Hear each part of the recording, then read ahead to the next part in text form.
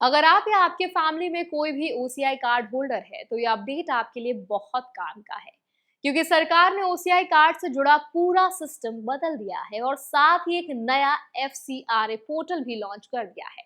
आज हम इस वीडियो में आपको बताएंगे कि नया ई ओसीआई कार्ड क्या है, इससे कार्ड होल्डर्स को क्या फायदा मिलेगा, पासपोर्ट रिन्यू होने पर अब क्या रूल लागू होगा और साथ ही ये भी समझेंगे कि एफसीआरए 2.0 पोर्टल के जरिए विदेशी फंडिंग लेने वाली ऑर्गेनाइजेशंस के लिए क्या नई सुविधाएं और रूल्स आए हैं।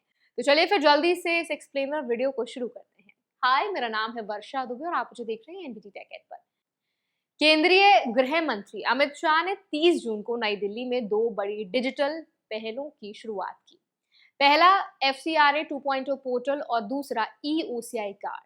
इस लॉन्च इवेंट में विदेश सचिव विक्रम मिस्त्री, गृह सचिव गोविंद मोहन और intelligence bureau chief Mahesh Dixit जैसे बड़े ऑफिसर्स मौजूद रहे। सबसे पहले बात करते हैं ई ओसीआई कार्ड की, जो कि 50 लाख से ज्यादा ओसीआई कार्ड होल्डर्स के लिए राहत की बात है। अब तक जब भी किसी ओसीआई कार्ड होल्डर का पासपोर्ट रिन्यू होता था तो उन्हें अपनी ओसीआई बुकलेट भी दोबारा बनवानी पड़ती थी, जिसमें काफी कागजी काम और टाइम लगता था। लेकिन नए रूल के मुताबिक 20 साल से ऊपर के ओसीआई कार्ड होल्डर्स को अब हर बार नई पासपोर्ट पर नई ओसीआई बुकलेट बनवाने की जरूरत नहीं होगी। बस उन्हें अपनी पासपोर्ट डिटेल ऑनलाइन अपडेट करनी होगी।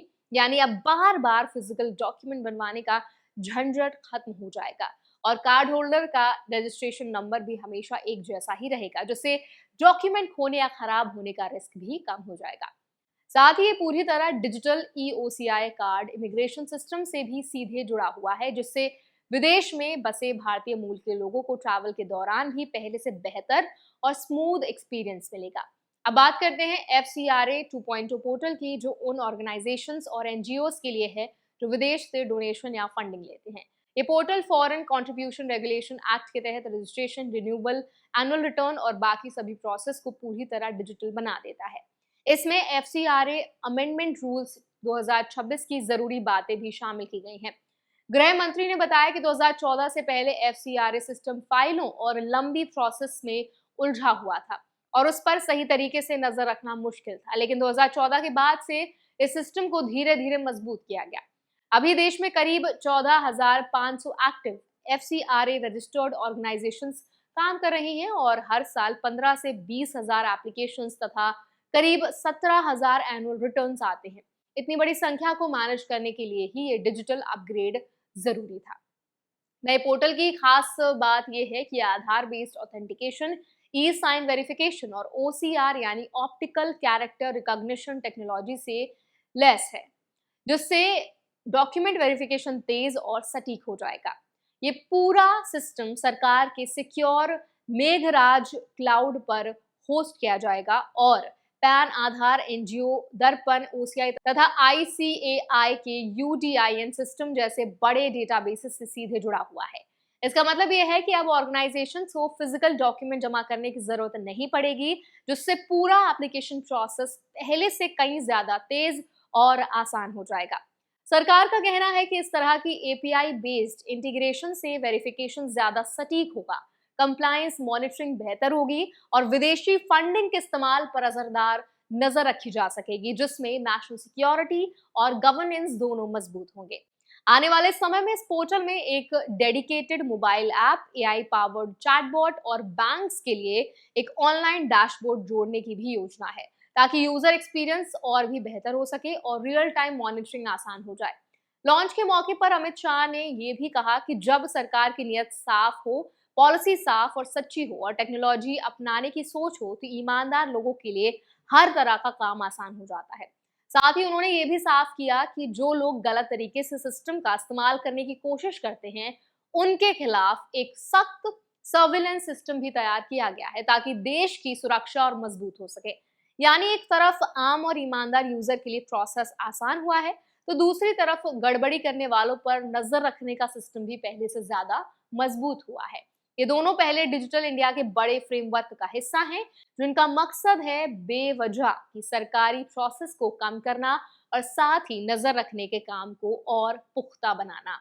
अब सवाल ये आता है कि आम लोगों और खासकर विदेश में रहने वाले भारतीय मूल के लोगों को इन रूल से क्या फायदा होगा। अगर आप ओसीआई कार्ड होल्डर हैं तो सबसे जरूरी बात यह है कि जब भी आपका पासपोर्ट रिन्यू हो तो नई व्यवस्था के तहत अपनी डिटेल समय पर ऑनलाइन अपडेट करना ना भूलें, ताकि आपका रिकॉर्ड हमेशा सही और अपडेटेड रहे। इसके अलावा जो लोग किसी एनजीओ या ऑर्गेनाइजेशन से जुड़े हैं और विदेश से डोनेशन लेते हैं, उन्हें FCRA 2.0 पोर्टल पर अपने डॉक्यूमेंट और रजिस्ट्रेशन डिटेल सही समय पर अपडेट रखने चाहिए, क्योंकि अब पूरा सिस्टम पहले से ज्यादा सख्त नजर में होगा। सरकार का मकसद साफ है कि टेक्नोलॉजी के इस्तेमाल से ईमानदार लोगों और ऑर्गेनाइजेशंस के लिए प्रोसेस जितना आसान बनाया जाए, गलत तरीके से फंडिंग या डॉक्यूमेंट का इस्तेमाल करने वालों पर उतनी ही सख्ती से नजर रखी जाए। यही कारण है कि होम मिनिस्टर ने इसे मिनिमम गवर्नमेंट मैक्सिमम गवर्नेंस की सोच का हिस्सा बताया, जिसका मकसद है कागजी काम कम करना और आम नागरिकों तथा विदेश में बसे भारतीयों को बेहतर, तेज और भरोसेमंद सेवाएं देना। तो आई होप आज के एक्सप्लेनर वीडियो में जो भी इंफॉर्मेशन आज हमने आपके साथ शेयर की है वो आपके लिए हेल्पफुल रही होगी। अगर आप एक ओसीआई कार्ड होल्डर हैं, विदेश में रहते हैं, तो आपके लिए ये अपडेट बहुत ज्यादा जरूरी है। इस अपडेट पर जरूर गौर करिए। और अगर आपके कोई और फ्रेंड्स और फैमिली हैं जो विदेश में रहते हैं, जिन्होंने भारत की नागरिकता छोड़कर ओसीआई कार्ड ले लिया है, तो उनको भी ये वीडियो जरूर शेयर करें, क्योंकि उनके लिए वीडियो बहुत ज्यादा मायने रखती है। इसके साथ ही अगर आपके मन में कोई और सवाल है, अगर आप चाहते हैं कि हम ऐसे और भी डिटेल टॉपिक्स आपके लिए लेकर के आए, और भी वैरायटी ऑफ टॉपिक्स लेकर आए जहां पर हम ओसीआई के बारे में और बात करें, एनआरआई के बारे में और बात करें, इनसे जुड़े जो बैंकिंग टर्म्स होते हैं जहां पर कहीं ना कहीं लोग फंस जाते हैं, कुछ ऐसे अपडेट्स उनके अराउंड आते रहते हैं, आरबीआई के जो अपडेट्स रहते हैं, अगर आप चाहते हैं उनके अराउंड हम वीडियोस लेकर आएं, तो टॉपिक्स प्लीज कमेंट्स में ड्रॉप करें, क्योंकि उससे हमें बहुत हेल्प मिलती है ये डिफरेंशिएट करने में कि आपको किस तरह के टॉपिक्स बहुत पसंद आते हैं, किस तरह के टॉपिक्स आपके लिए हेल्पफुल रहते हैं, आपको मदद करते हैं। तो इसके साथ ही आज के इस एक्सप्लेनर वीडियो में मैं पूरी आशा करती हूँ कि जो भी हमारा मकसद था अब तक जो इन्फॉर्मेशन पहुंचाने का, वो पूरा रहा हो। लेकिन अगर फिर भी आपको ऐसा लगता है कि कहीं ना कहीं कुछ और हम इम्प्रूव कर सकते हैं, कोई आपका सुझाव है, आप चाहते हैं हम अपने कंटेंट को और डाइवर्सिफाई करें, तो वो भी कमेंट्स में जरूर ड्रॉप करें। फिलहाल आज के इस एक्सप्लेनर वीडियो में बस इतना ही। हम आपको फिर मिलेंगे ऐसे ही और भी डिटेल वीडियोस के साथ, और भी डिटेल अपडेट्स के साथ, जहां पर हम किसी भी टॉपिक पर आपको बहुत डिटेल में इंफॉर्मेशन देंगे कि क्या अपडेट है, कैसे आपको इम्पैक्ट करेगी, क्या प्रिकॉशंस आपको लेने हैं, और ऐसी कौन कौन सी चीजें हैं जिनका ध्यान रखना बहुत ज्यादा जरूरी है, और जो स्टेप्स अगर आप लेते हैं तो आपको वो बहुत रिस्क में भी डाल सकता है। तो आई होप ये वीडियो आपके लिए हेल्पफुल रहा हो। ऐसे और अपडेट्स के लिए हमारे चैनल NBT टेक को भी जरूर सब्सक्राइब करें।